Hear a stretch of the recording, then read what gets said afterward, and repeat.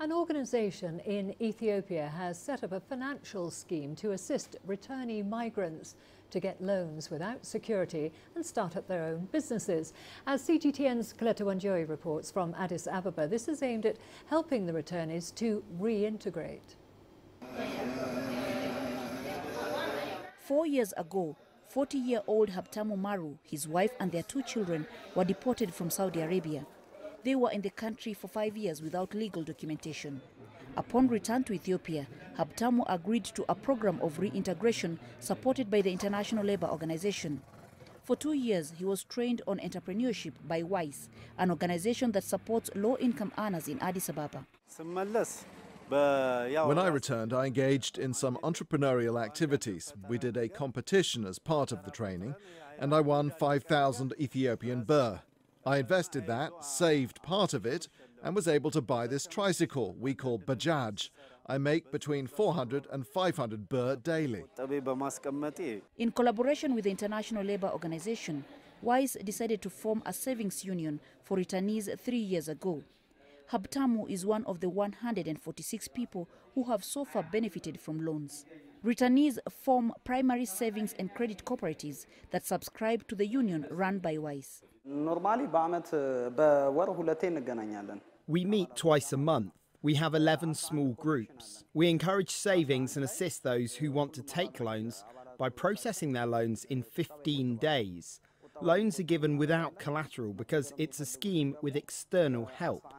We rely on trust.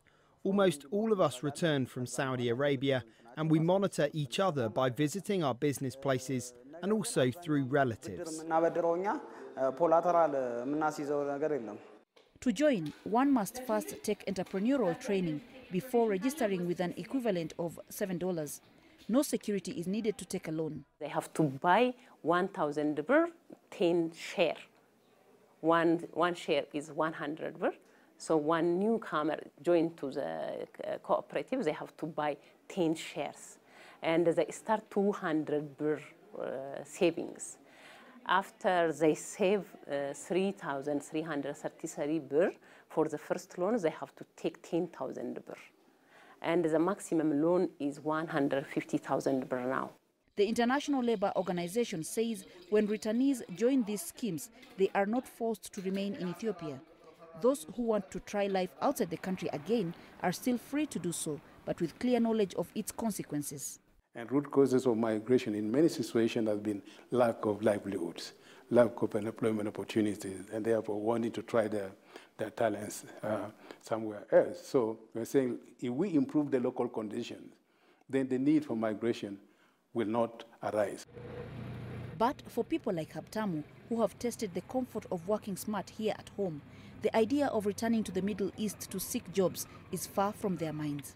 His target now is to maximize gains from the savings scheme and buy a taxi. In January this year, the Ethiopian government lifted a travel ban to the Middle East for migrant workers. Migration now strictly follows the guidelines of an overseas proclamation that the government adopted that clearly dictates all the labor migration processes in order to protect its citizens from human traffickers. Coletta Wanjohi, CGTN in Addis Ababa, Ethiopia.